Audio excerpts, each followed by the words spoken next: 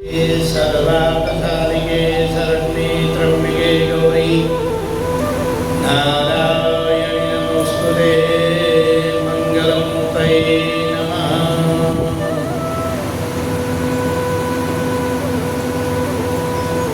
ॐ भगवते नमः।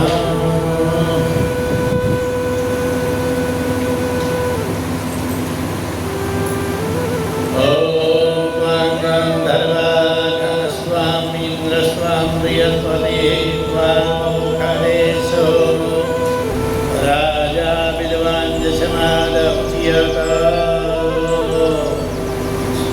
का सिंचन कर दीजिए। ओम पुनंत महादेवनाः पुनंत वनधार्य पुनंत विश्वभूतानि जातवेदः पुनीमाम् आचम्य ओम केशवाय नमः नारायणाय नमः माधवाय नमः गोविंदाय नमो नमः।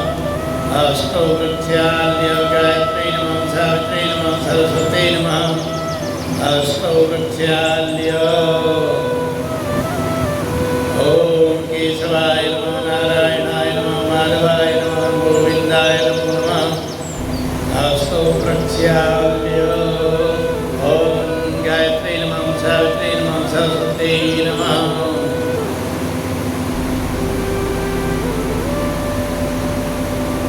हस्ते अक्षर पुष्पाणि गृहीत्वा स्वस्ति वाचनम हाथ में फूल चावल लेकर के सभी देवताओं से प्रार्थना कीजिए।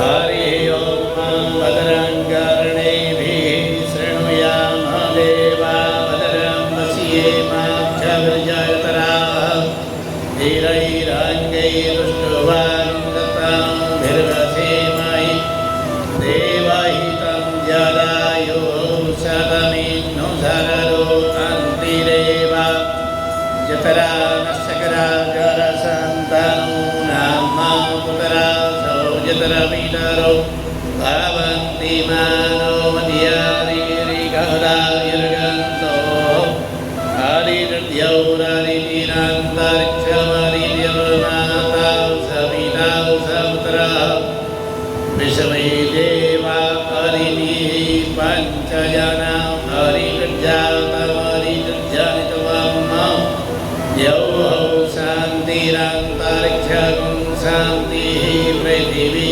शान्तिरापः शान्तिरोखरयः शान्तिः वनस्पतयः शान्तिर्विश्वे देवाः शान्तिर्ब्रह्म शान्तिः सर्वगं शान्तिः शान्तिरेव शान्तिः सामा शान्तिरेधि ॐ सुशान्तिर्भवतु। श्रीमन्महागणाधिपतये नमः। ततो संकल्पः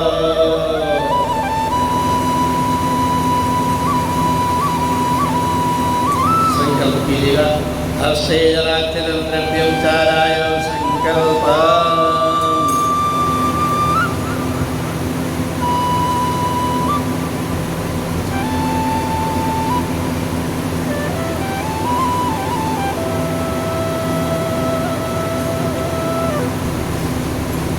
ओम विष्णवे नमः। ओम विष्णवे नमः। ओम विष्णवे नमः। ओम विष्णुवे नमः। परमात्मने श्री पुराण पुरुषोत्तमस्य विष्णुराज्ञया प्रवर्तमानस्य ब्रह्मणोऽपि तुरीय प्रार्थे श्री श्वेतवाराह कल्पे वैवस्वतमन्वन्तरे अष्टाविंशतितमे कलियुगस्य प्रथमचरणे जम्बुद्वीपे भरतखण्डे भारतवर्षे आर्यावर्ते गणेशान्तर्गत हेमवला दक्षिणे पार्श्वे यमुनाया सन्निकटस्थपुरायन्द्रवस्तला देहली नगरान्तर्गते स्वकीय निवासस्थले अपने घर का एड्रेस इति शंकिके गृहे निवासिनः अद्य गौरी शंकर मंदिरे प्रांगणे देवालये षष्ठ्यपदानां मध्ये रौद्रनाम शुभ संवत्सरे भगवता श्री सूर्यनारायण दक्षिणायने उत्तरगोलवलंबिते मासानां मासोत्तमे मासे पुण्यपवित्रमासे श्रावणमासे शुभे शुक्लपक्षे प्रातःकाले वेलायां सप्तम्यां शुभपुण्यतिथौ अधुना अष्टम्यां शुभपुण्यतिथौ वासरे बुधवासरान्वितायां सौम्यवासरान्वितायां गोत्रोत्पन्नो अहम, अपने गोत्र का उच्चारण कर लीजिए, अपने नाम का उच्चारण कर लीजिए। बोले मम आत्मनः श्रुति स्मृति पुराणोक्त पुण्य फल प्राप्ति अर्थम मम गृहे सुख शांति समृद्धि करणार्थम सर्वत्र यश विजय लाभादि प्राप्ति अर्थम व्यापारे उद्योगे, कर्म का नाम ले लीजिएगा, अपनी जो भी कार्य क्षेत्र में काम करते हैं, व्यापारे उद्योगे उत्तरोत्तर वृद्धि करणार्थम समस्त दुर्ग्रहादि निवृत्ति करणार्थम श्री शिव महापुराण यज्ञस्य अद्य दिवसीय पूजनम अर्चनम तथा कथा श्रवण कर्मा अहम करिष्ये, येन मम गृहे सुख शांति भूयात्। भगवते श्रीमन्महागणाधिपतये नमः। तथा च कथा श्रवणं च करिष्ये।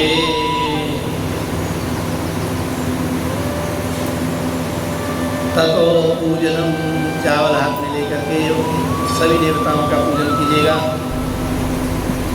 हरि ओम गणानां तवा गणपतिं हवामहे, प्रियाणां तवा प्रियपतिं हवामहे, निधीनां तवा निधिपतिं हवामहे। वचो नमः आहम जामि वदम त्वं जासि वदम अम्बे अम्बिके अम्बालिके नमः। नयदियसनं सदयस्वज सुभद्रिकां कापीलवासिनीम्।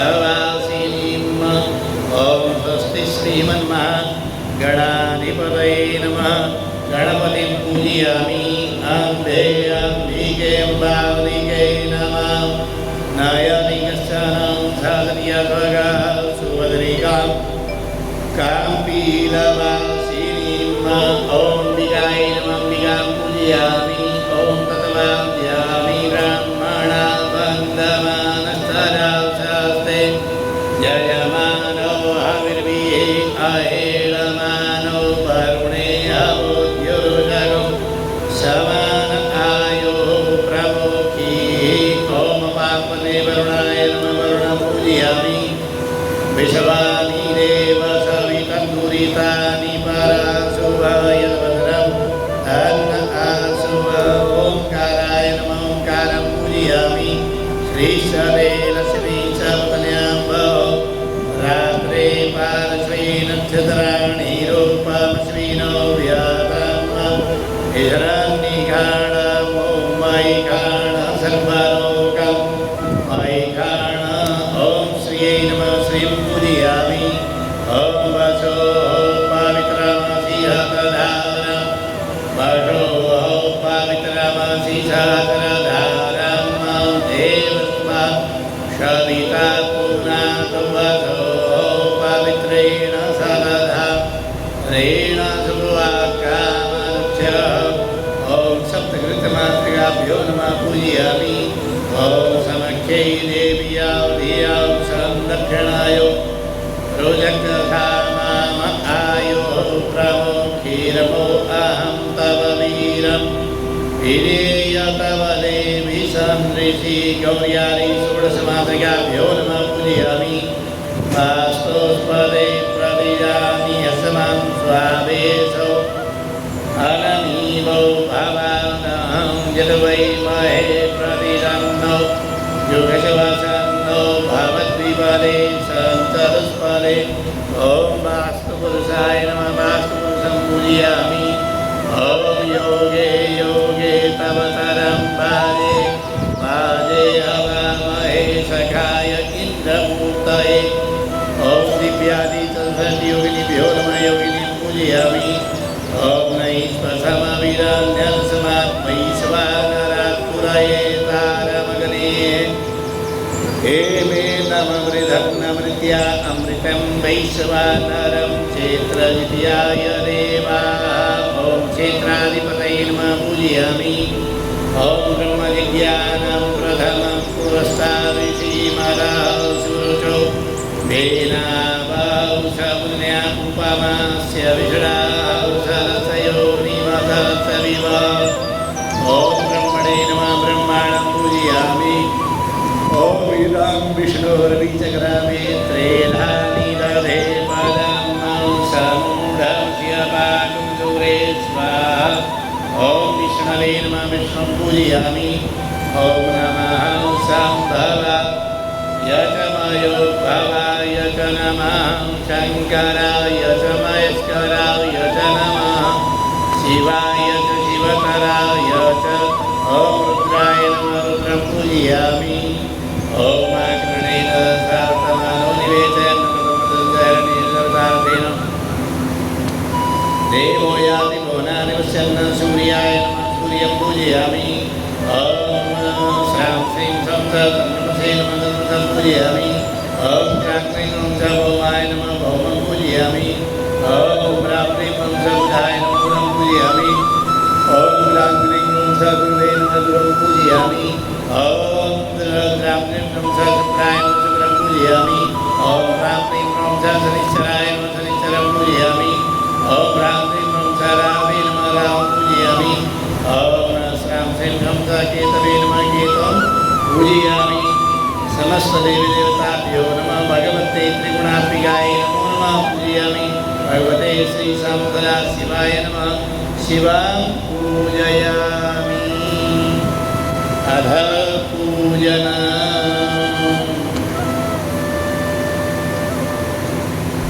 जल का छींटा लगा दीजिएगा उसके बाद वस्त्र ॐ शुभजातो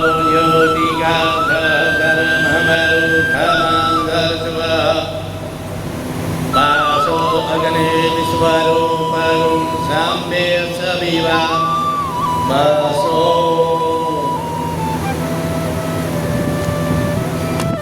शीलवातो प्राणं लज्जाया रक्षणं परं देहालङ्करणं वस्त्रमनःशान्तिं प्रयच्छामि वस्त्रोपवस्त्रं समर्पयामि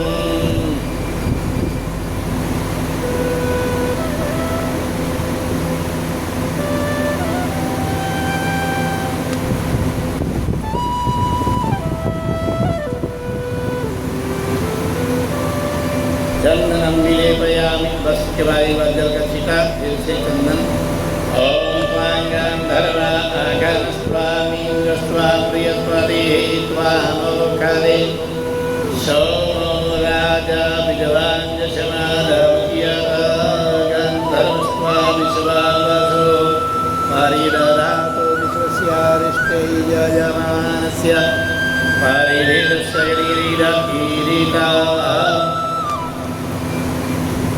मितरा वरुणो तोतरता परिततां ध्रुवेण धर्मण विश्वस्यारिषे यजमानस्य परिधीरस्य गिरिरकीरिता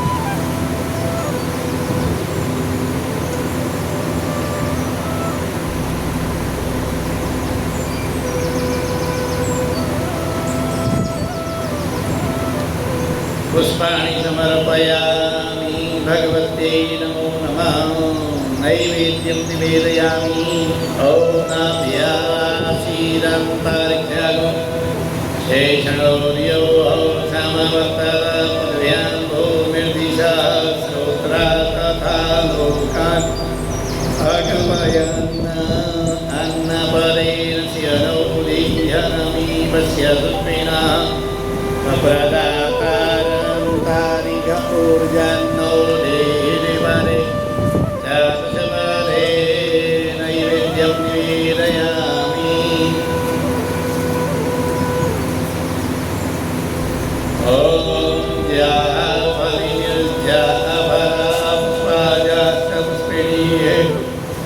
बृहस्पति प्रसुष्टास्तानो मुञ्चन्तगुंहसः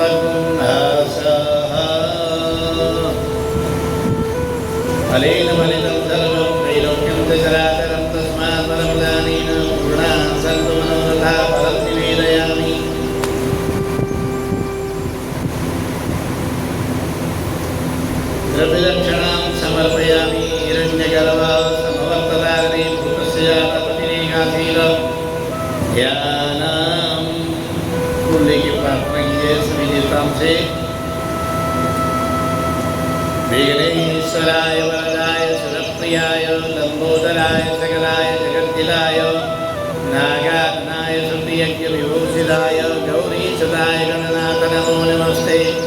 या श्री स्वयं प्रकृतिनां भवनेश्वरत्मी पापात्मनां कृतधिया हृदयेषु बुद्धि श्रद्धा सदा कुलजना प्रवस्य लज्जा तां तां निवासमरिपालय देवी विश्वं। नमो नमस्ते स्फटिकप्रभाय सुस्मितहाराय सुमङ्गलाय सुपाशहस्ताय दशासनाय जलादिनाथाय नमो नमस्ते। ब्रह्मा मुरारिस्त्रिपुरान्तकारी भानु शशि भौमितलोबरश्च गुरुश्च शुक्रश्च निरावकेतवः सर्वे ग्रहाः शान्तिकरा भवन्तु। मन्त्रपुष्पाञ्जलिं समर्पयामि नमस्करोमि।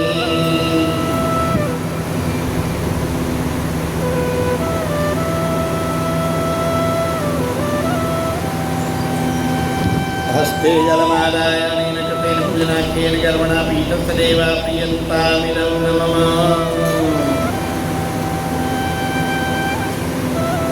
ग्रन्थपूजन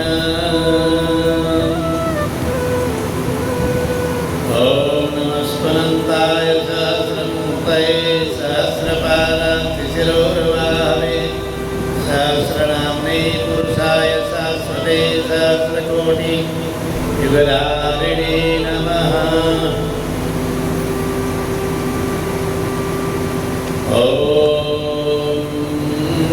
चन्द्रो भासितमुरुधयं सुरपतिः पीयूषपात्रं महदस्ताब्जैनदलं सुदीप्यममलम् हास्यास्य पङ्केरुहं सूर्येन्द्वग्निविलोचनं करतलैः पाशाच्यसूत्रं कुशं भोजं विभ्रलमक्षयं पशुपतिं मृत्युञ्जयं संस्मरे मृत्युञ्जयं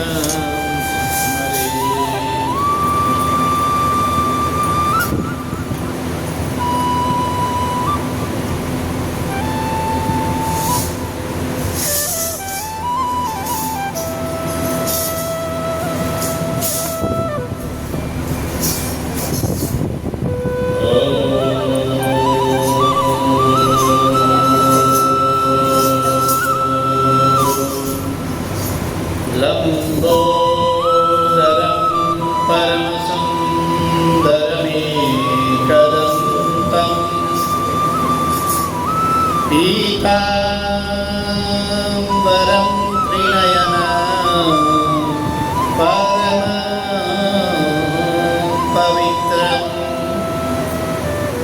उद्यद्दिवाकरनिभोज्ज्वलकान्तिकान्तं विघ्नेश्वरं सकलविघ्नहरं नमामि। देवी प्रपन्नार्तिहरे प्रसीद प्रसीद मातर्जगतोऽखिलस्य प्रसीद विश्वेश्वरि पाहि विश्वम्। त्वमेश्वरी देवी चराचरस्य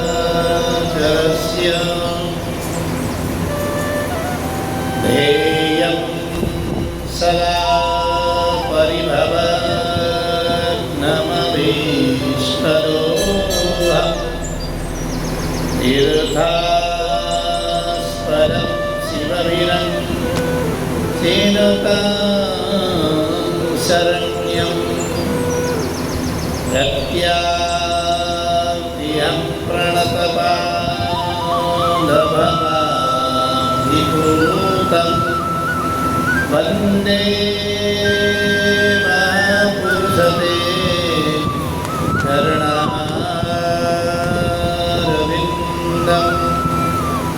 त्यक्त्वा सुदुष्टसुरेप्सितरां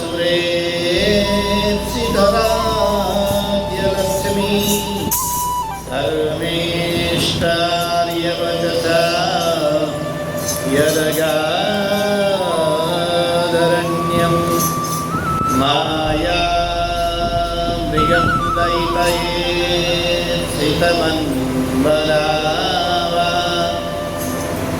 वन्दे महापुरुषते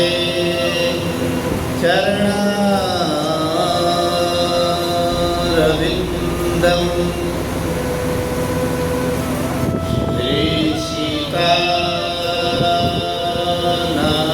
श्रीसीतानाथसमारम्भा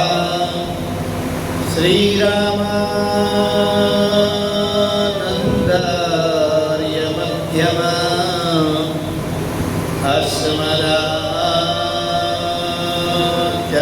अस्मदाचार्यपर्यन्ता वन्दे श्रीगुरुपरम्परा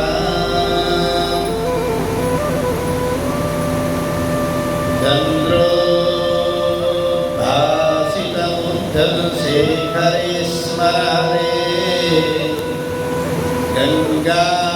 गङ्गाधरे शङ्करे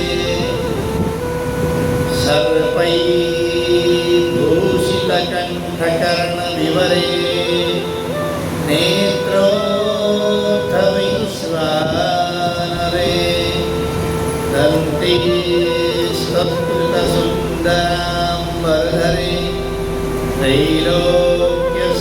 त्रैलोक्यसारे हरे मोक्षार्थं गुरुचित्तवृत्तमखिलैः मन्येस्तु किं कर्मभिः किं वा नेन धनेन वाजिकरिभिः प्राप्तेन राज्येन किं वा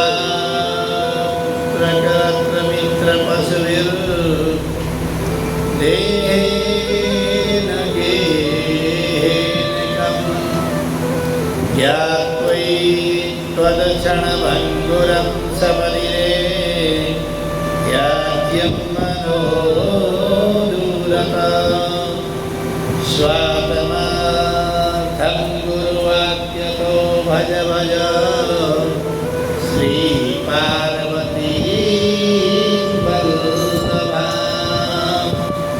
करचरणकृतं वा कायजं कर्मजं वा श्रवणनयनजं वा मानसं वा पराधं विहितं अविहितं वा सर्वमेतत्क्षमस्व जय जय करुणाब्धे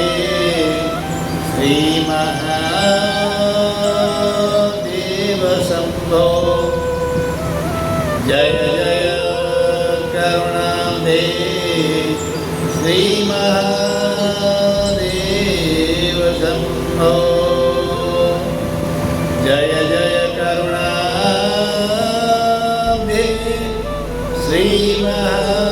श्रीमहादेव शम्भो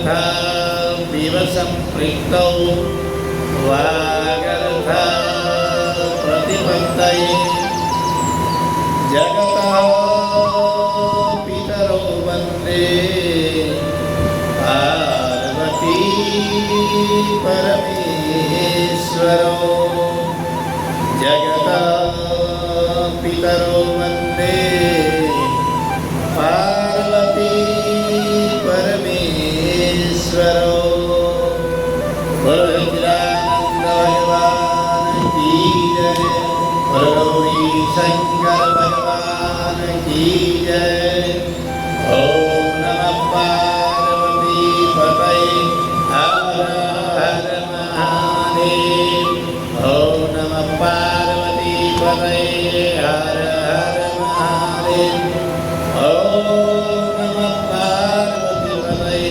हर हर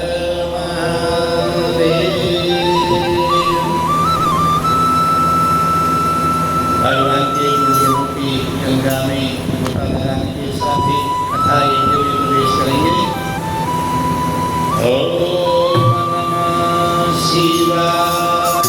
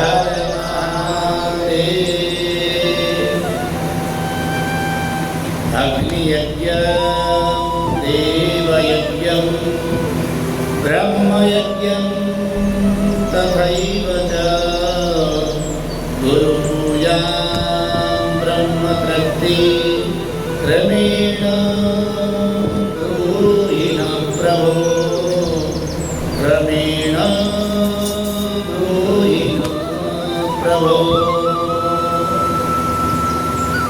परम मंदिर में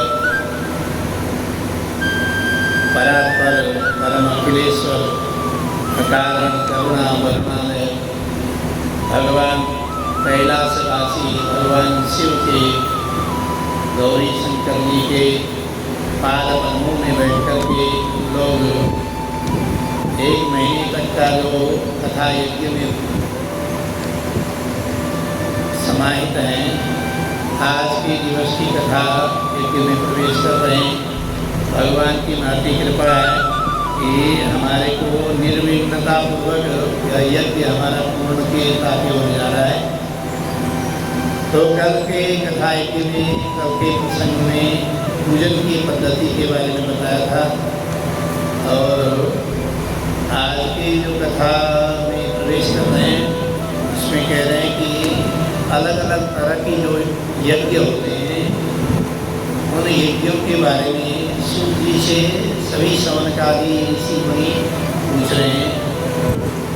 वो कह रहे हैं कि ये ऋषि मुनि सारे जो 88,000 ऋषि मुनि हैं वो सूत जी से कह रहे हैं कि हे सूत जी महाराज, हम लोग अज्ञानी हैं, यज्ञ कैसे किया जाता है हमें कुछ पता नहीं है। तो अलग अलग तरह के जो यज्ञ हमने सुने हैं, अग्नि यज्ञ है, देव यज्ञ है, ब्रह्म यज्ञ है, गुरु यज्ञ है और ब्रह्म तृप्ति यज्ञ है, या अलग अलग तरह के जो यज्ञ है उनको कैसे संपादित किया जाता है, इस बारे में थोड़ा सा प्रकाश डालिए और हमारे की इन यज्ञों के बारे में जानने की हमारी उत्सुकता है।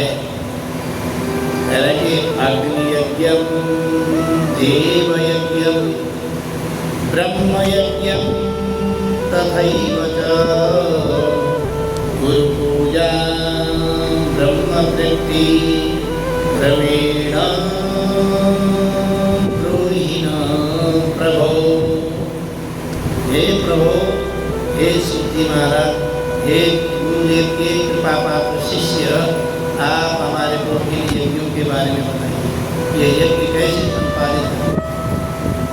हम लोग भी ये जो यज्ञ कर रहे हैं इसको ज्ञान यज्ञ कहते हैं।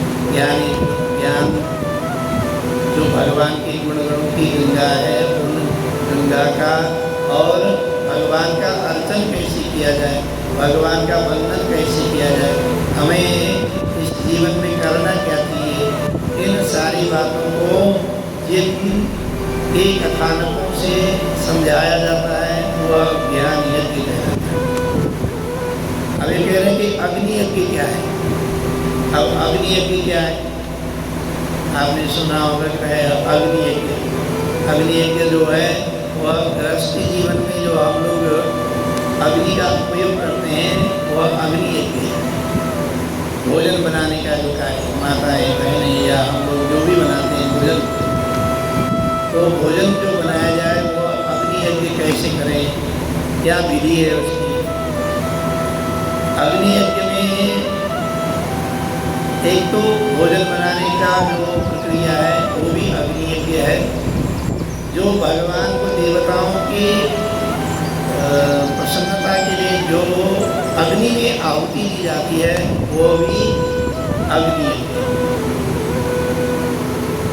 2 तरह के अग्नि यज्ञ है। एक हम अपने भोजन करने के लिए जो भोजन बनाते हैं वो भी अग्नि यज्ञ है, और भगवान देवताओं को भगवान को प्रसन्नता के लिए जो भोजन आहुति दी जाती है वह भी अग्नि यज्ञ है।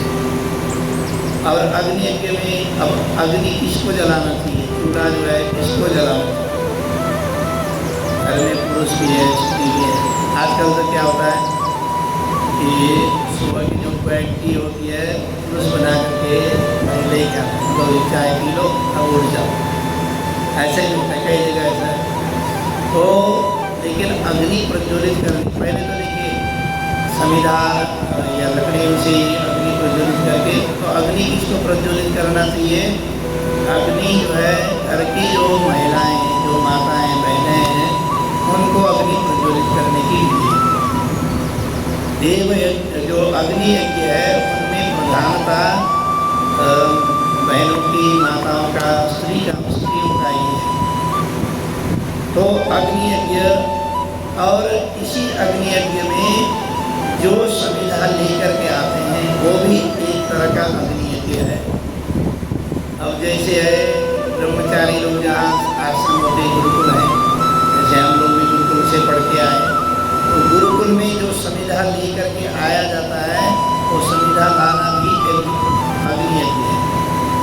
आप लोग आहुति के लिए जो सामग्री लेकर के आते हैं और वो सामग्री आपने आहुति नहीं भी ली, तब भी वो सामग्री आहुति के निमित्त है, तो वो भी एक अग्नि यज्ञ है। देवताओं के लिए प्रसाद जो हम बना करके ला रहे हैं, चाहे हम बना रहे हैं, चाहे हम उसको खरीद के ला रहे हैं, चाहे दुकान से बन करके आ रहा है, तो ये सारी जो है आप अग्नि यज्ञ अग्नि पूजन तो हमारे कथा श्रवण तो हो रहा है, ज्ञान यज्ञ तो हम लोग कर ही रहे हैं।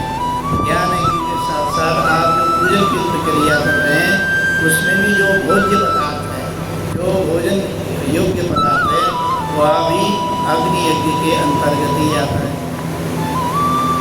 यहाँ तक बताया कि जो भी ब्रह्मचारी लोग समिधा लेकर के गुरु के लिए आश्रम में जो समिधा लेकर के आते थे, वह भी ब्रह्मचारी आहुति नहीं भी ले रहे हैं, तो समिधा जो लेकर के आता है वह भी अग्नि यज्ञ के अधिकारी है। तो दूसरा ये बताया कि अलग अलग तरह के अग्नि यज्ञों के बारे में बताया कि बाह्य अग्नि और भीतर की जो अग्नि है, सन्यासियों के लिए जो तपस्वी हैं, जो बहुत सारे लोग जो तप करते हैं वो आहुति नहीं दे रहे। तप के द्वारा जो मन में भगवान को स्मरण करके उनके लिए भोज्य पदार्थ दी जाती है, तप के द्वारा जो हम अपने शरीर को तपा करके अग्नि प्रज्वलित करके उस तपाया जाता है, वह भी अग्नि यज्ञ के अंतर्गत ही आता है।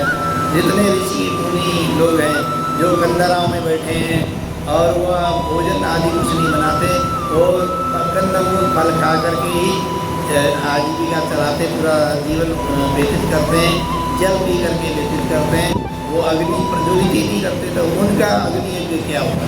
तो उनके लिए बताया गया कि सन्यासियों के लिए और वानप्रस्थ होने पर भी भोजन न बना करके वानप्रस्थ जीवन जीने का भी प्रक्रिया है। वानप्रस्थ में क्या है, 50 साल के बाद वानप्रस्थ हो जाए लेकिन भोजन न पकाए। अब भोजन नहीं पकाए तो चलेगा कैसे? कह रहे कंदमूल फल खा करके ही जीवन व्यतीत करना चाहिए। 25 साल का जो 50 से 75 साल का जो टाइम है, समय है, उस समय कंदमूल फल खा करके व्यतीत करें, और वह भी एक तरह का अग्नि यज्ञ है। क्यों? जो हमारे उदर में जो जठराग्नि है उसको हम समिधा के द्वारा जो प्राकृत वस्तुओं को हम लोग बिना पकाए, अग्नि को बिना पकाए जो भोजन देते हैं, वह भी अग्नि यज्ञ है। यानी कि फल फूल यदि हम खा करके आजीवन का चलाते हैं, वह भी अग्नि यज्ञ के अंतर्गत है। लेकिन उनके लिए वानप्रस्थियों के लिए और सन्यासियों के लिए अग्नि यज्ञ की विधि इस तरह से है। दूसरा यज्ञ है, 5 यज्ञों के बारे में वर्णन है। दूसरा यज्ञ है देव यज्ञ। देव यज्ञ का जो विधि है, देव यज्ञ में क्या करना है?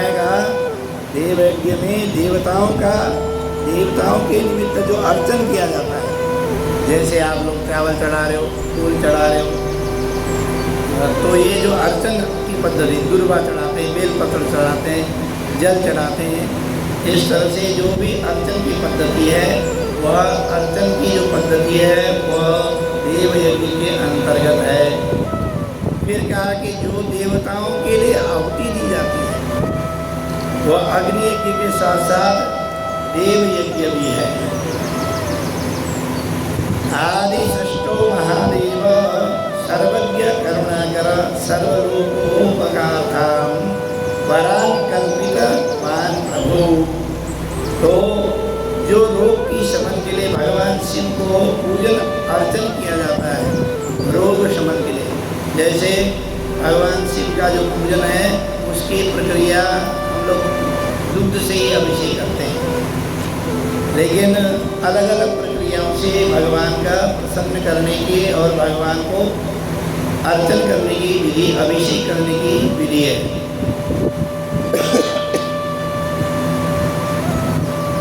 कह रहे कि भगवान को कैसे रोग शमन के लिए कुशा के जल से अभिषेक करें, और वो भी देव यज्ञ के अंतर्गत रोग शमन, और सभी कामनाओं के लिए दुग्ध से अभिषेक करें।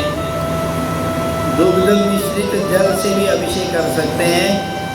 अभावी का मतलब है यदि ये पूर्ण दूध इतना नहीं है तो अभाव में दुग्ध मिश्रित जल से भी अभिषेक करने से यह भी देव यज्ञ के अंतर्गत आता है।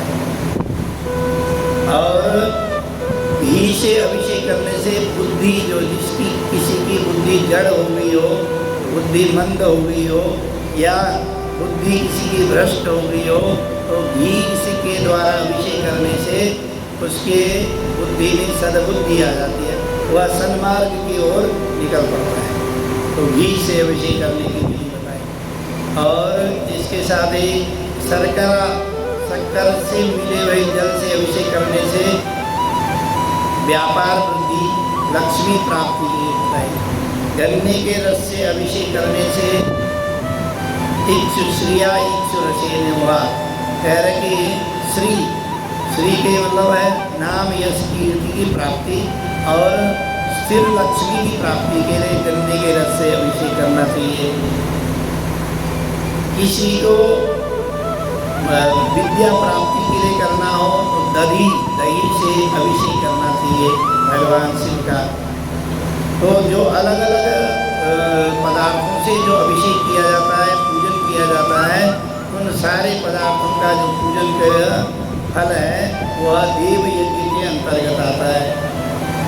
अब फिर कहा कि तीसरा नंबर है ब्रह्म यज्ञ। अब ब्रह्म यज्ञ क्या है? ब्रह्म यज्ञ है ब्राह्मण को बुला करके भोजन कराना भी ब्रह्म यज्ञ है। ब्राह्मण को मंत्रों का पाठ करवाना वो भी ब्रह्म यज्ञ है। आप जब बोलते हैं ना, नवरात्रों में पंडित जी ने हमारे नवरात्रों में दुर्गा सप्तशती का पाठ किया, तो दुर्गा सप्तशती का पाठ करा रहे हो, या हम यहाँ रुद्राभिषेक करते हैं तो मैं पाठ करता हूँ, या कोई भी ब्राह्मण पाठ करता है, पाठ के निमित्त जो पाठ किया जाता है वह ब्रह्म यज्ञ के अंतर्गत आता है। और ब्रह्म यज्ञ में पवित्रता का भी ध्यान रखें। शुचिता, पवित्रता का मतलब जो पाठ करने वाला व्यक्ति है और पाठ कराने वाला व्यक्ति है, दोनों को ही पवित्रता का ध्यान रखना है। पवित्रता मतलब शरीर से भी, भोजन से भी, मन से भी, वाणी से भी पवित्रता रखनी चाहिए, तभी जाकर के वह यज्ञ जो आपका जो है फलदायी है। नहीं तो आपने देखा होगा, हम लोग बहुत सारे बोलते हैं कि हमने ये अनुष्ठान कराया, ये पूजन कराया, तो उसमें कहीं न कहीं ब्राह्मणों का भी और यजमानों का भी, दोनों का भाव यदि जागृत नहीं है तो वह यज्ञ, ब्रह्म यज्ञ जो है फलदायी नहीं होता। क्योंकि यज्ञ की विधि बताई गई, विधिहीनम शिष्टान्नम मंत्रहीनम अदक्षिणा श्रद्धा विरहितम यज्ञम तामसम परिचक्षते। कह रहे जो यज्ञ है वो कैसे होना चाहिए, कहा विधि पूर्वक। ये जितने भी हम जो यज्ञ कर रहे हैं इसमें यदि विधि नहीं है तो आपका यज्ञ जो है तामस हो जाता है। विधि पूर्वक, विधि पूर्वक मतलब है जैसे आपने देखा होगा, हम घर में चूल्हे में रोटी बनाते हैं, यदि आप पदार्थ सारे हैं लेकिन उसकी विधि नहीं है तो रोटी आपकी सही नहीं बनेगी। कैसे? जैसे रोटी के लिए हमें चाहिए एक तवा, एक बेलन चाहिए, एक परात चाहिए, आटा चाहिए और अग्नि चाहिए, चिमटा चाहिए, सारी चीज़ें, जल चाहिए, आटा गूंदा हुआ चाहिए या गूंदने के लिए। अब यदि हम आटा तवे में रख दें, ऊपर से पानी डाल दें और फिर बेलने ऐसे बेले, तो क्या सामग्री तो सारी चीज़ें हो गई लेकिन रोटी नहीं बनी।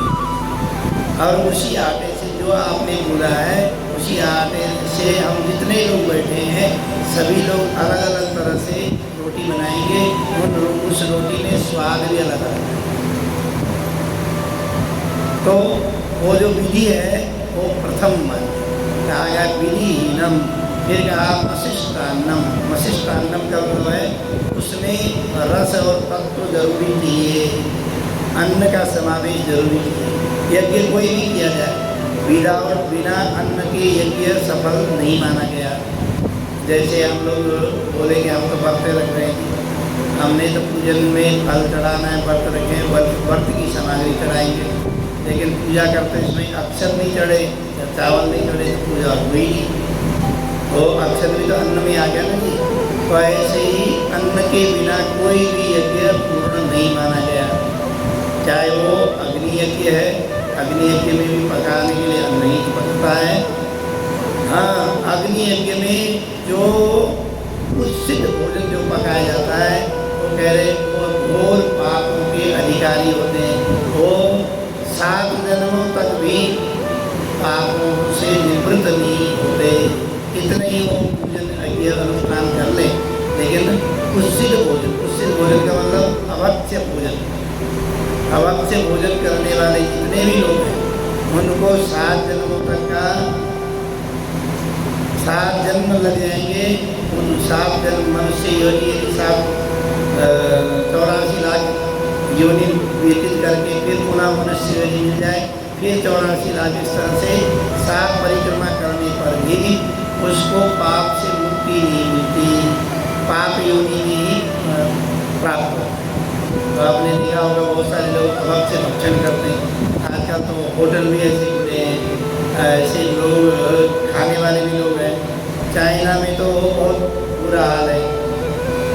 तो वो जितने भी जो लोग हैं अभक्ष्य भक्षण करते हैं और अग्नि में, उसी अग्नि में वो जलाते हैं, तो ऐसा बताया गया है कि उनके पाप कभी भी दग्ध होने वाले नहीं।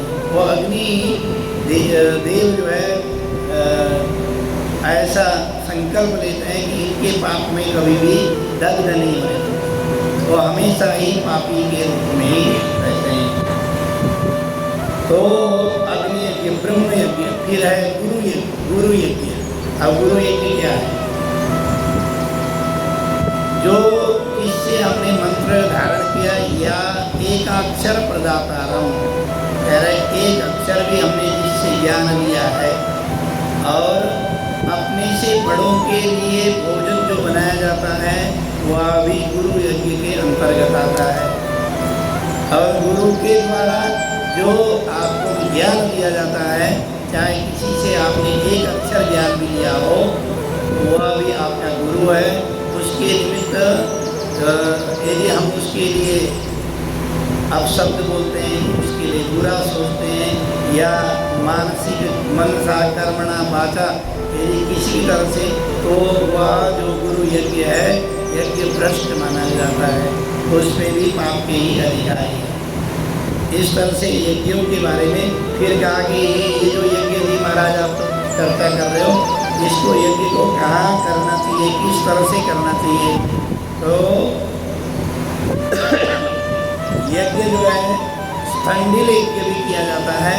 स्थंडिल मतलब जमीन में भी, आपने कई जगह आपने देखा होगा ब्राह्मण लोग जमीन में एक रेखा बना करके और यज्ञ करते हैं, पूजन।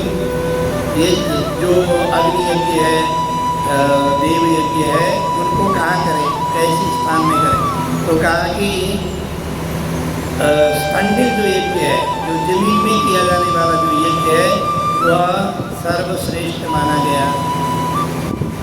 जमीन में, अपनी भूमि में, कह रहे कि यदि भूमि नहीं है और भूमि में अपवित्रता हो सकती है, भूमि की व्यवस्था नहीं है, कह रहे फिर दूसरे नंबर में स्थंडिल यज्ञ के बाद जो हम ये चौकी में बना करके पूजन करते हैं, ये दूसरे नंबर में है।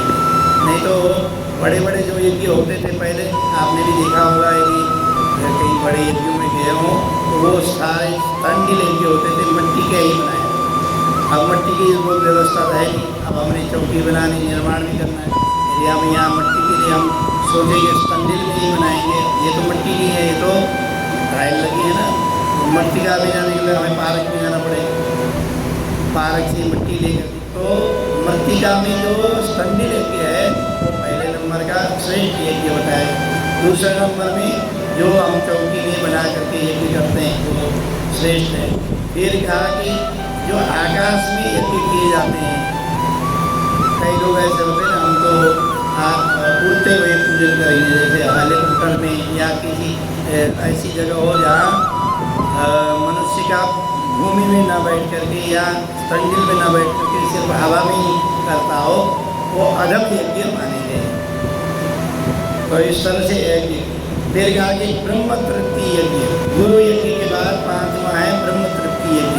ब्रह्म तृप्ति यज्ञ में भी जब हम भगवान को भोग अर्पण करते हैं, अपनी कामना से यदि भोज्य पदार्थों का भगवान को अर्पण किया जाता है, वह भी यज्ञ में पवित्र यज्ञ नहीं माना जाता। इसीलिए हम जो भी भगवान को अर्पण करें उसमें ये कामना न रखें कि हम अपने लिए ला रहे हैं।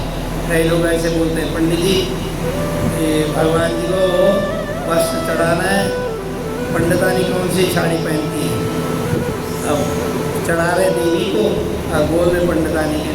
तो क्या है, किसी निमित्त भगवान को जो भी अर्पण किया जाता है भगवान के लिए, आप उसमें किसी को निमित्त बना करके जो अर्पण करते हैं वह भी दोषपूर्ण होता है। कई लोग ऐसे होते हैं ना, आपने देखा होगा, भाई हमने कुर्ता पैजामा लेके आए, अब कुर्ता पैजामा भगवान शिव को अर्पण होता नहीं। भगवान जी कई लोग तो भाई पंडित ऐसा है, आपका बेटा क्या पहनता है, कह रहे बेटा जीन्स पहनता है, अच्छा ठीक है जीन्स। ऐसे तो भगवान के निमित्त कोई भी वस्त्र लेके आए तो उनके निमित्त लेके आए, और भोज्य पदार्थ भी उन्हीं के निमित्त बनाएं। ऐसा ना हो कि हमारे को तो कि जैसे आप बोले कि हमारे को तो ऐसा है मोमोज पसंद है, भगवान को मोमोज ही लगा। अब पसंद वाली बात है तो इसीलिए निषेध देखा, क्योंकि मनुष्य को तो अनेकों चीज़ खाने की इच्छा होगी ना जी। तो अपने निमित्त कोई भी भोज्य पदार्थ भगवान को ब्रह्म तृप्ति नहीं होती, वह यज्ञ ब्रह्म तृप्ति के अंतर्गत नहीं आता। इसलिए हम भी जो भी भोजन भगवान के लिए निमित्त लेकर के आए, चाहे मिश्री लेके आए, लेकिन निमित्त भगवान को अर्पण करना, और उसमें भी श्रेष्ठता हो कि हम जो चढ़ा रहे हैं बढ़िया सा बढ़िया। जैसे वो बहन जी हमारे लिए कोई भी चीज़ लेके आती है तो बढ़िया चीज़ है, तो कह रहे चाहे मिठाई ले आएंगे, चाहे कोई कपड़े लेके आएंगे, वो भगवान के लिए नहीं लाते, वो कह रहे आपके लिए मैं वस्त्र लाऊंगे बढ़िया। तो जिसके लिए भी निमित्त हम लेकर के आते हैं तो उत्तम कोटि का होना चाहिए, भगवान के लिए भी लेकर। तो यह ब्रह्म तृप्ति यज्ञ है। फिर उसके बाद बताया 7 जो दिवस हैं, 7 जो दिन हैं, उन 7 दिनों में जो मनुष्य के पास 7 ही दिन होते हैं, 7 से 8वां दिन नहीं होता, और प्रत्येक व्यक्ति इन्हीं 7 दिनों में जन्म लेता है, इन्हीं 7 दिनों में मृत्यु को प्राप्त होता है, इन्हीं 7 दिनों में उन्नति को प्राप्त करता है, इन्हीं 7 दिनों में भगवान को प्रसन्न करता है, इन्हीं 7 दिनों में अपनी आजीविका चलाता है, और इन्हीं 7 दिनों में सारे कार्य संपादित करता है। 7 दिन से अलग 8वां दिन नहीं है। तो सबसे पहला जो दिन है, अब यहाँ दिन भगवान के परिवार के अनुसार दिन को बांटा गया है। रविवार का जो दिन है भगवान शिव का दिन है। अब आप कहोगे शिव का कैसे हो गए, सोमवार का दिन शिव जी का होगा, तो सोमवार जो है माता पार्वती का दिन है। सूर्य जो है भगवान, सूर्य जो है, सूर्य का जो दिवस है रविवार है, सूर्य भगवान ही है। सूर्य को ब्रह्म भी कहा जाता है, सूर्य को नारायण भी कहते हैं, सूर्य नारायण आप लोग कहते हैं ना नारायण, सूर्य को ब्रह्म, और सूर्य ही समस्त मनुष्य चराचर जीवों के प्राणियों की क्या है आत्मा आता है ना, सूर्य आत्मा जगतस्तुतः, सूर्य ही पूरे संसार के जीवों की चराचर जीवों की आत्मा है। और आत्मा कौन है? आप भगवान को वहाँ आदि गुरु शंकराचार्य जी कह रहे ना, आत्मा त्वं गिरिजा मति सहचरा, कह रहे आत्मा तुम हो, आप हो, और गिरिजा मतलब माता पार्वती, मति मति माने मेरी बुद्धि जो है वह माता पार्वती है। ऐसे ही प्रथम जो सूर्य का जो दिन है, रविवार का जो दिन है, वो किसका है? भगवान भोलेनाथ जी का। समझ में आया कि नहीं आया पहले बताइए। यदि किसी ने पूछा कि भाई रविवार का दिन भगवान भोलेनाथ जी का कैसे हो गया, ये तो सूर्य का दिवस है, तो आप ये बोल सकते हैं सूर्य आत्म तत्व है, भगवान शिव ही आत्म तत्व के अधिष्ठात्री देवता है। ठीक है जी। पहला सूर्य, ऐसा नहीं है कि मैं अपनी तरफ से बता रहा हूँ, इस शिव पुराण में जो लिखा हुआ है वही आपको सूर्य जो ऋषि मुनियों को बता रहे हैं वही आपको बता रहे। दूसरा जो बार है वह शक्ति संबंधित जो बार है। शक्ति मतलब माता पार्वती, और उस बार सोमवार है, शक्ति की अधिष्ठात्री देवी सोमवार है। अब इसीलिए भगवान शिव का बार माना गया सोम। सोम जो है अमृत का प्रतीक है, और भगवान जो है मृत्युंजय देवता है। और आपने देखा होगा कि पति और पत्नी की कोई भिन्नता होती नहीं, अर्धनारीश्वर माने जाते हैं, इसीलिए सोमवार जो है माता पार्वती का दिवस है। फिर कह रहे कि तीसरे नंबर में मंगलवार जो है कार्तिक भगवान कार्तिक का दिवस है।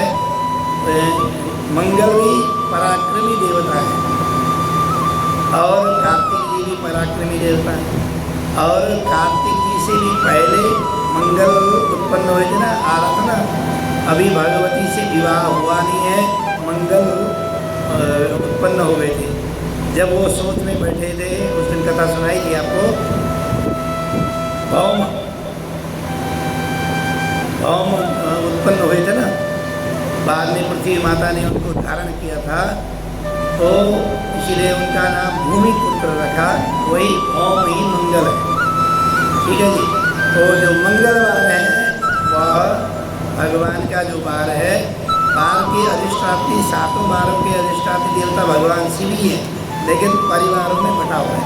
कार्तिक जी का दिन है मंगलवार। फिर कहा कि बुधवार जो है,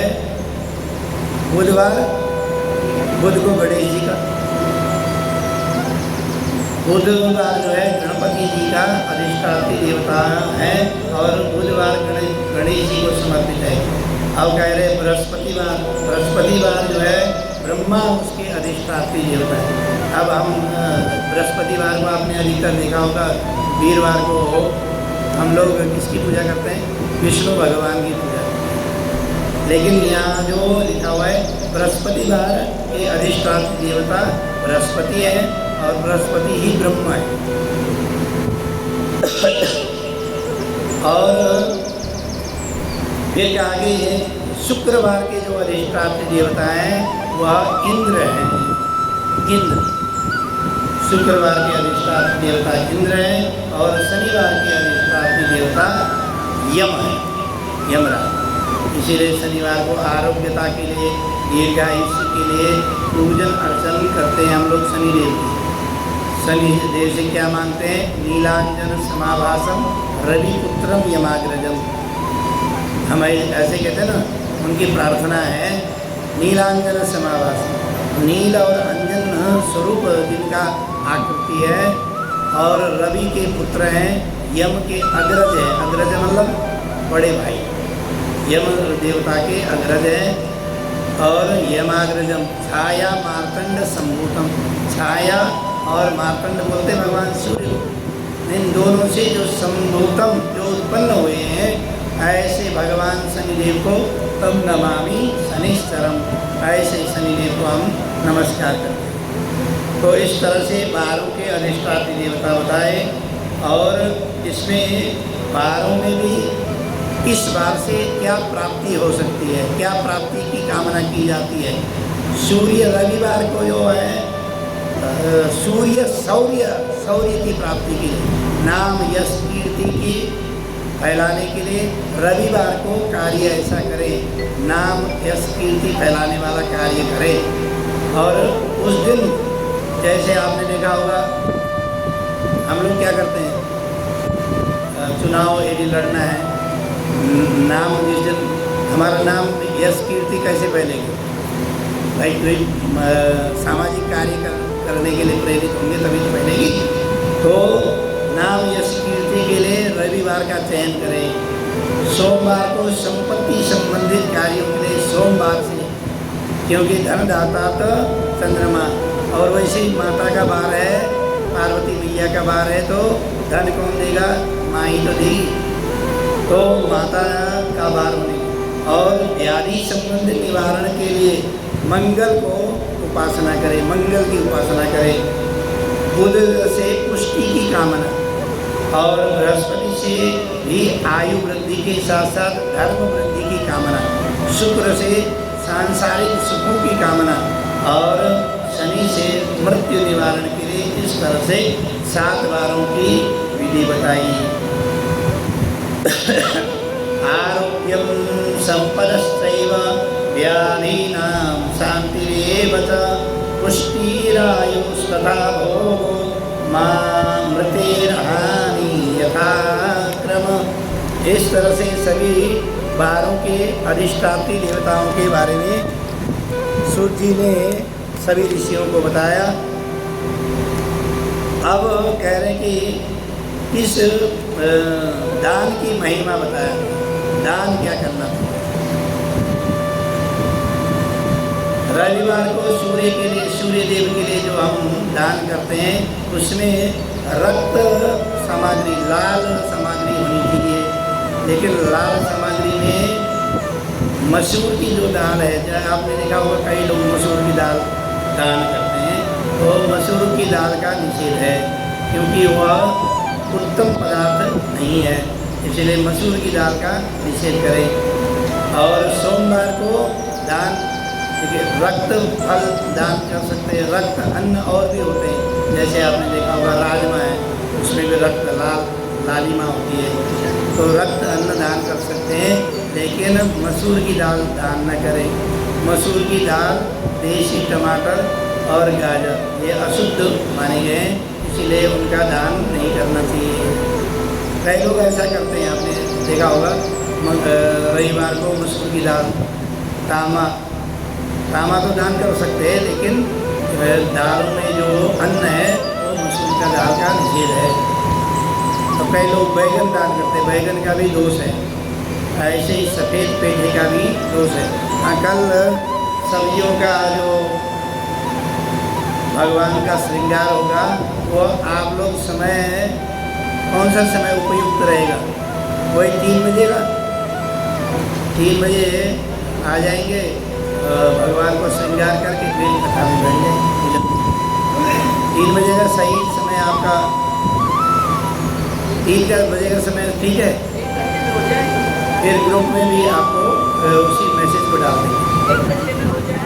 हाँ, 1 घंटे में, 1 घंटे हो जाएगा। उसमें कोई बर्फ वाली बात नहीं है, मेहनत करना नहीं, आकृति बनानी है, 1 घंटे में भगवान का श्रृंगार। हाँ जी, हाँ, तो 3 का समय उसमें ग्रुप में डाल देंगे। फिर कहा गया सोमवार को दान क्या करना चाहिए। सोमवार को दधि, अन्न, श्वेत सामग्री भगवान को दान कर सकते हैं, या ब्राह्मणों को दान करना चाहिए। दान में भी हम लोग आजकल क्या करते हैं, हम लोग दान के लिए किसी गरीब व्यक्ति को भी हम दान करते हैं, तो दान सिर्फ ब्राह्मण को ही करने की विधि है। कोई भी गरीब व्यक्ति की आप सहायता कर सकते हैं, लेकिन दान जो है ब्राह्मण को ही करें। ऐसा, क्योंकि दान देने का अन्य कोई भी अधिकारी नहीं है। उसमें भी ब्राह्मण जो है वैदिक ब्राह्मण हो, कर्मकांड करता हो और मंत्रों का ज्ञाता हो, उसी को दान देना चाहिए। अन्य सभी का सिर्फ जात से ब्राह्मण है वो दान देने का उनको ना अधिकार है, ना आपको दान देना चाहिए। सोमवार को सफ़ेद वस्त्रों का दान, सफ़ेद सामग्रियों का दान करें, लेकिन इसमें सफ़ेद में मिष्टान्न सफ़ेद का निषेध है। मिष्टान्न सफ़ेद शुक्रवार को दान करें, ठीक है। मीठा नहीं, मीठा जैसे चीनी हम लोग दान करते हैं तो चीनी जो है शुक्र की दान है। फिर मंगलवार को भी आयु वृद्धि के लिए रक्त अन्न, रक्त फल दान कर सकते हैं, रक्त पक्वान्न भी दान कर सकते हैं, लाल पके हुए अन्न का। और फिर कहा कि बुधवार को हरित वस्तुओं का दान करें, हरी वस्तुओं का दान करना चाहिए।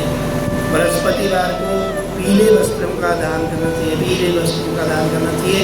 उसमें पकी हो या बिना पके हुई भी पीली वस्तु का दान करें, लेकिन उसमें बृहस्पति के लिए यदि करें तो चीनी सफ़ेद चीज़ ना मिला करके दान करें। जैसे आप खीर बना रहे हो तो खीर जो है चीनी की नहीं बननी। यदि बृहस्पति की बार को आप वीरवार को खीर बना करके दान करते हो तो उसमें गुड़ या शक्कर मिला करके दान कीजिए, लेकिन चीनी नहीं मिलनी चाहिए, क्योंकि शुक्र और बृहस्पति आपस में शत्रु हैं। इसलिए उनका दोनों को मिक्स करके, दोनों को मिलावट करके दान न करें। तो दान की बहुत सारी महिमा इसमें भगवान सूत्री ने बताया। और कह रहे कि विद्वान पुरुष को बुधवार को दधि अन्न भगवान विष्णु को अर्पण करें। बुधवार को भगवान विष्णु को भी अर्पण कर सकते हैं। फिर शुक्रवार को जो हम कहाँ पहुँचे थे, वीरवार हो गए थे, शुक्रवार को सफ़ेद वस्त्रों का दान करें, लेकिन उसमें सफ़ेद और गुलाबी वस्त्रों का दान करना चाहिए। शुक्र की प्रसन्नता के लिए, ऐश्वर्य की प्राप्ति के लिए, लक्ष्मी की भी उपासना करनी चाहिए। शनिवार को एकाग्र चित्त होकर के शनि के लिए अर्चन करें और तैल आदि से बने हुए पकवानों का दान करें और काली वस्तुओं का दान करना चाहिए। काली और बुरी, जैसे खिचड़ी है, खिचड़ी में भी हम खिचड़ी बना करके निदान करते, पकवान है, लेकिन उसमें काली दाल से खिचड़ी बना करके दान करने की विधि। तो कभी ऐसा नहीं होता कि खिचड़ी हम लोग तो घर में खिचड़ी खाते हैं, किसी ने बोलते हैं खिचड़ी दान कर देना, लेकिन खिचड़ी हम खाते हैं मूंग की दाल, तो फिर वो मान्य नहीं होगा। इसलिए काली वस्तु से ही पका हुआ हो और तैलयुक्त मतलब तेल से बना हुआ, तो ऐसे दान करना चाहिए। जो दान की वस्तु है, जो जिस दिन आप उस वस्तु का दान करते हो तो उस दिन उस वस्तु को स्वयं ग्रहण नहीं करें, दान कर। जैसे मान के चलो आपने वीरवार को, बृहस्पतिवार को खीर बना करके दान करी, लेकिन वो जो दान कर दिया तो दान का जो उस वस्तु को स्वयं ग्रहण नहीं करना चाहिए, बार के हिसाब से दान करने पर। जैसे शनिवार को आपने खिचड़ी बनाई और खिचड़ी आपने दान करी और आपने खुद भी खा लिया खिचड़ी, तो वो मान्य नहीं, तो उससे दोष भी होगा, ऐसा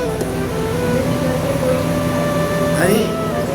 कोई भी किसी को भी दान करने पर दान के वस्तुओं को उपयोग नहीं करना है। हाँ, ये उस दिन आपने दान नहीं किया है तब तो आप खा सकते हैं, हाँ तो नहीं है। इसमें स्पष्ट निषेध है। जितनी भी वस्तु है, रविवार से लेकर शनिवार तक की जो भी आप दान करेंगे, उन दान दी हुई वस्तुओं का उपयोग नहीं करना चाहिए।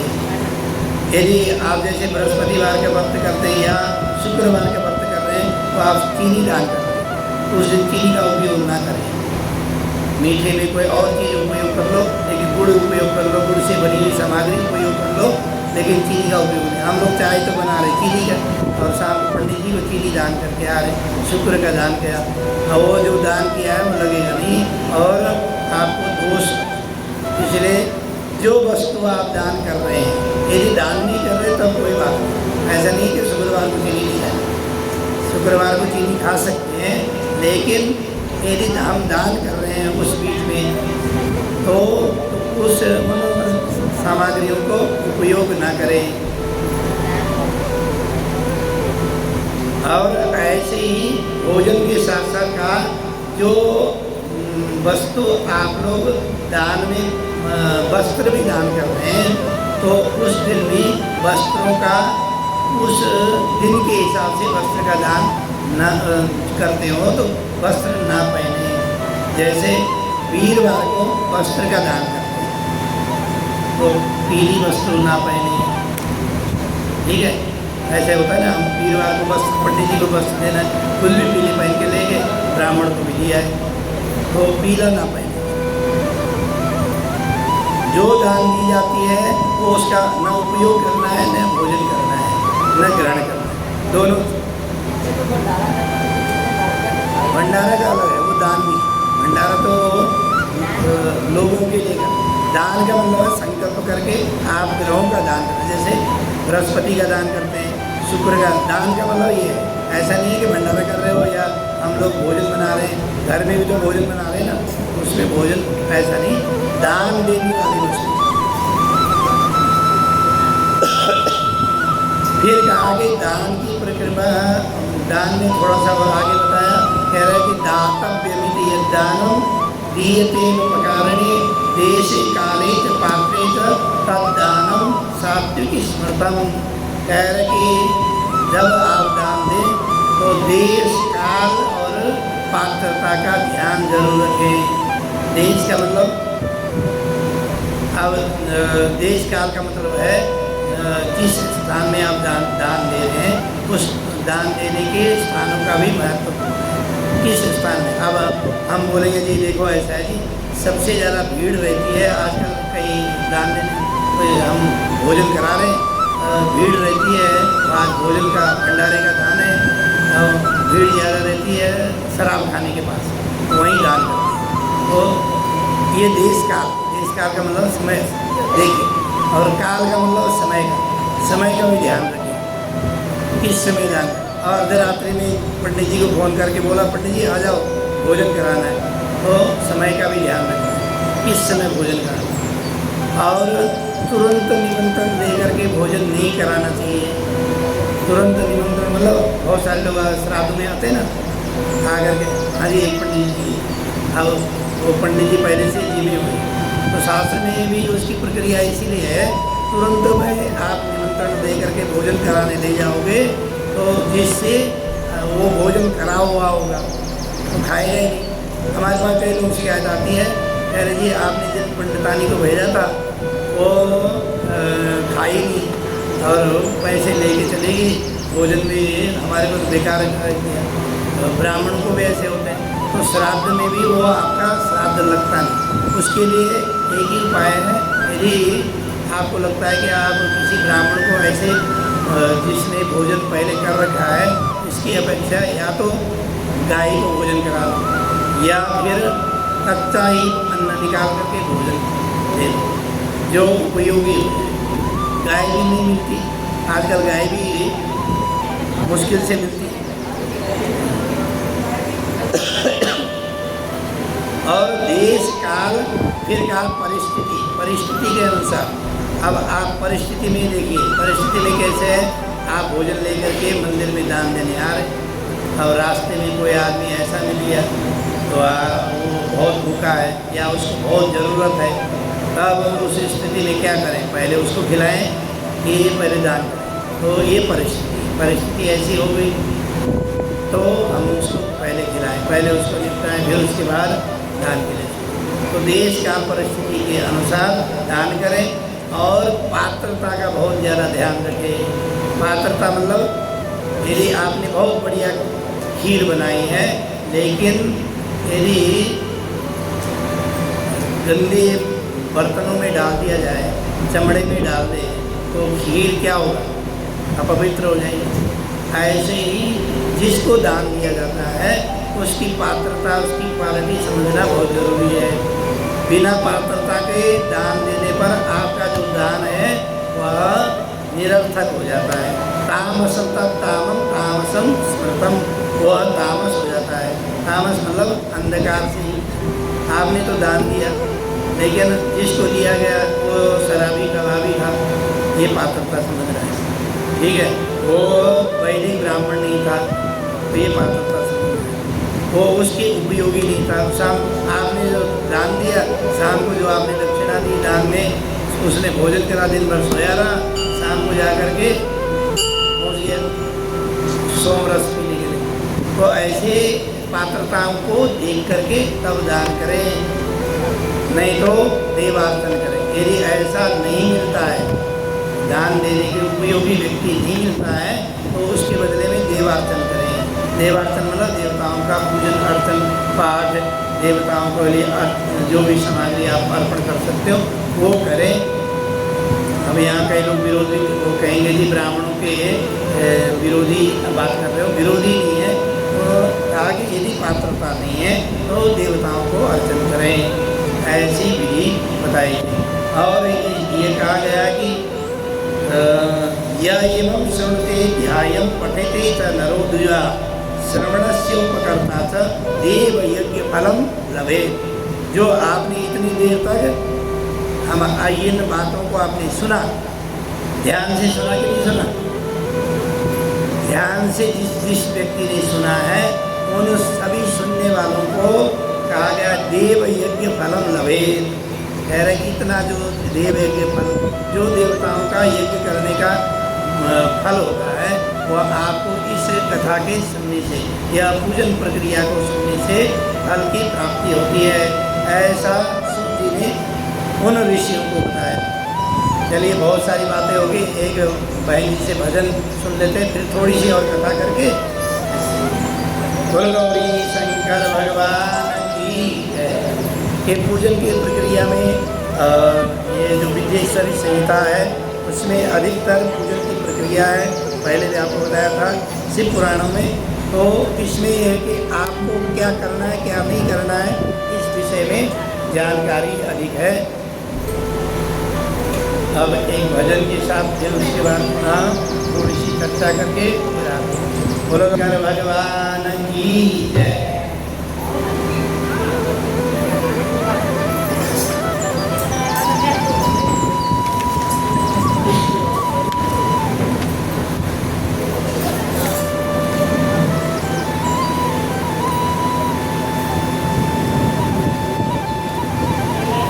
Thank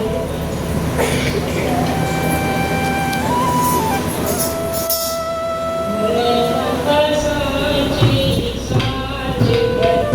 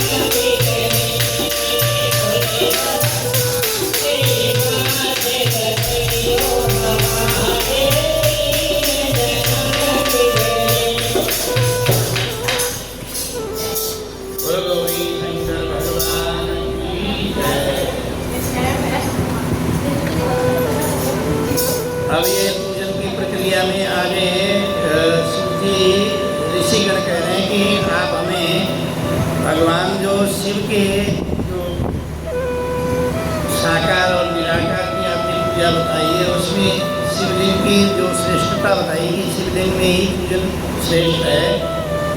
निराकार जो पूजन है, निराकार पूजन श्रेष्ठ है दोनों में, साकार पूजा में, सकल पूजा और निष्कल पूजा में।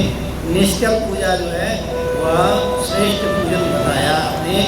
तो लेकिन इनमें जो आप शिवलिंग के बारे में बता रहे हैं, तो वो शिवलिंग हमारे को शिवलिंग के बारे में बताइए। ऐसा क्योंकि ऋषि सूत जी से पूछते हैं, तो कहते हैं लिंगादौ शिव पूजाया विधानम ब्रूहि सुब्रता, कि शिव पूजा के जो विधान है, लिंगादि में शिव पूजन के जो विधान है वो बताइए। तो कह रहे हैं कि सूत जी कह रहे हैं कि सूक्ष्म प्रणव स्वरूपम ही सूक्ष्म रूपम च निष्कलम स्थूललिंगम च सकलम तत् पंचाक्षर उच्यते। ये जो पंचाक्षर जो मंत्र है, यही लिंग स्वरूप है। भगवान का जो स्तंभ में जो प्रकट हुए थे, वह जो पंचाक्षर मंत्र रूपी है, वही साक्षात शिवलिंग स्वरूप है। तो यदि आपको कहीं पर पूजन के लिए कहीं सकल साकार रूप में शिवलिंग के दर्शन नहीं भी होता है, तो ओमकार का जप और पूजन करना भी शिवलिंग की पूजन के सदृश ही बताया गया। कह रहे इसीलिए उनका सूक्ष्म लिंग इसका नाम पड़ा है, सूक्ष्म लिंग है।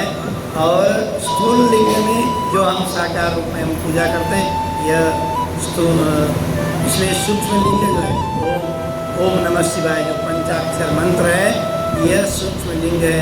यह आप चलते फिरते उठते बैठते यात्राओं में खाते सोते लिखा है। अपवित्र पवित्र हुआ सर्वावस्थान गतो विवाह। अरे पवित्रता अवस्था में हो, अपवित्र अवस्था में भी भगवान का नाम लेने से हमारी पवित्रता हो जाती है, क्योंकि शरीर तो पहले से ही अपवित्र अवस्था में रहता ही है। हम तो बाह्य स्नान से ही उसको पवित्र करते हैं। भगवान का पवित्र नाम लेते ही वह अपवित्रता भी समाप्त हो जाती है। तो ये जो सूक्ष्म लिंग है, सूक्ष्म लिंग की पूजन आप हर जगह हर स्थान में कर सकते हैं। फिर अन्य जो लिंग है, उनका जो लिंग है सर्वश्रेष्ठ, उसमें लिंग है स्वयंभू लिंग है। स्वयंभू लिंग जो अपने आप जो उत्पन्न हुए हैं, जो द्वादश ज्योतिर्लिंग हैं, वो स्वयंभू लिंग अलग है, द्वादश ज्योतिर्लिंग अलग है। जैसे पशुपतिनाथ जी जो है वो स्वयंभू लिंग है, वो स्वयं प्रकट हुए वहाँ किसी ने न स्थापना की है। ऐसे ही स्वयंभू लिंग है। स्वयंभू लिंग के अलावा और ज्योतिर्लिंग है। ज्योतिर्लिंग के अलावा दिव्य मनुष्यों के द्वारा स्थापित लिंग है। दिव्य मनुष्यों के द्वारा स्थापित जो लिंग है, जैसे केदारनाथ आदि, ये ज्योतिर्लिंग के साथ साथ हमारे आदि गुरु शंकराचार्य जी से भी पूर्व जो ऋषि मुनिगण है, उन्होंने स्थापना की थी।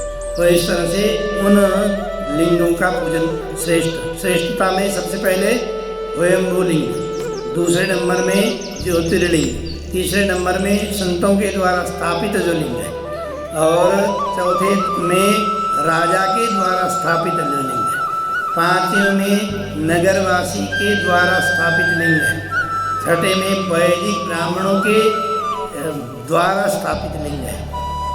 और अधम लिंगों का पूजन नहीं करना चाहिए। अधम लिंगों का मतलब है जैसे किसी ने भी लिंग कहीं शिवलिंग प्राप्त हो गया और पार्क में लगा दिया, चलो जी पूजा करो, अधम लिंग पूजन का निषेध बताया गया है। इसलिए अधम लिंग का पूजन, और अधम लिंग के अलावा जो ज्योतिर्लिंग और स्वयंभू लिंग हैं, जो द्वादश ज्योतिर्लिंग है और स्वयंभू लिंग है, उनके अतिरिक्त जो शिवलिंग है, यदि वो खंडित हो जाते हैं तो उनका पूजन का निषेध बताया गया है।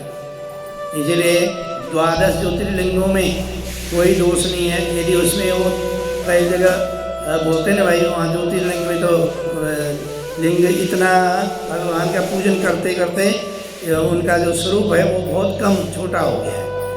तो उन छोटे स्थानों में उन 12 जो ज्योतिर्लिंग है या स्वयंभू लिंग है उनमें खंडित भी हो तो उनका पूजन रुकना नहीं चाहिए, उनको दोबारा से प्रतिष्ठा नहीं करना चाहिए। लेकिन अन्य जितने भी जो लिंग है वह दोबारा से प्रतिष्ठित करके पूजन कर रहे हैं। जैसे हमारे यहाँ पे भी खंडित शिवलिंग थे तो भगवान जी का दूसरी आकृति आ गई। तो इस तरह से खंडित लिंगों का पूजन करने का निषेध बताया गया। अब बिजली चली गई है और एक भजन गाएंगे या आरती करें?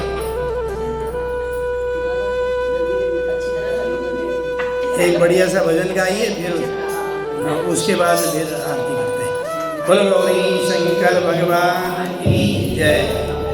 ओम नमः पार्वती पतये हर हर महादेव।